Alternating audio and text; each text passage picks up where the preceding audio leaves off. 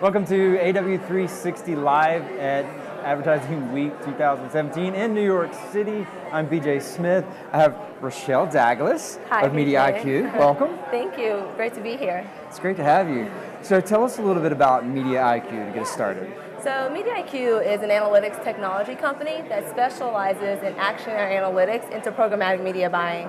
And so what we really do is find unique insights to really solve business challenges and drive revenue for our customers. Okay.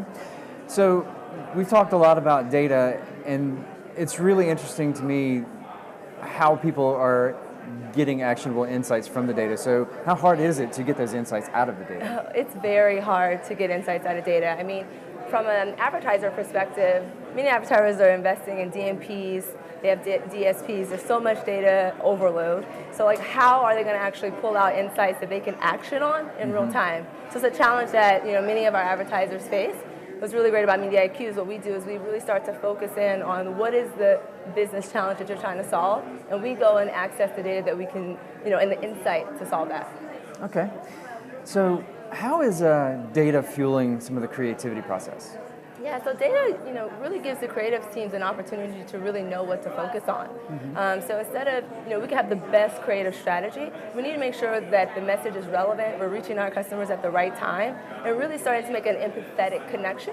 And data enables us to do that and act faster, and really get that message across if we have the best creative strategy already in place. Okay, so what are some of the keys to finding the right data sets that actually lead to that creative process? Well, again, it's going back to the business challenge, right? Going back to what is the overarching strategy, and making sure that we're looking for insights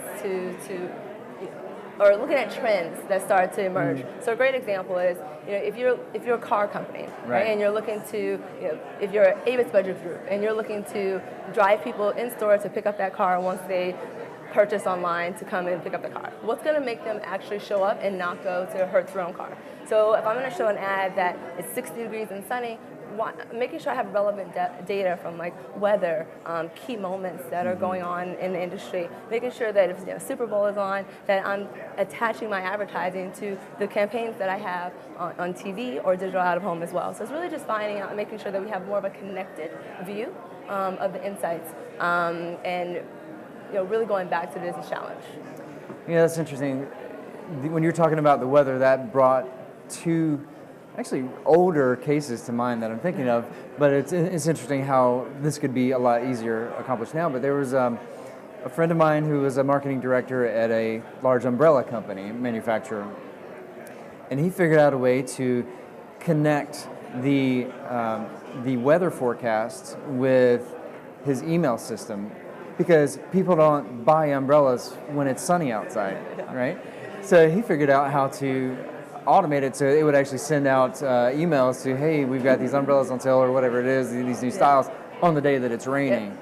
And I think another case was a real estate company around New York where they were doing something similar, where they would have Twitter send out, hey, it's raining in New York City. Why don't you go and these are the 5 best things to do in New York City when it's raining. Yeah, I mean, that's a great example of how we have, as advertisers, we have to make sure that we're activating on key relevant moments. And so being able to have access to data that aren't about your company, right? So how does the weather, how does what's trending on social media affect my campaigns or my business? Should I be upweighting my spend when there was a crash and I'm an airline? Should I just hold pause, or when should I upweight? And being able to access that data, understand, being able to see those trends, and really start to pick out what's happening and then activate that in real time is what's going to change the game for advertisers.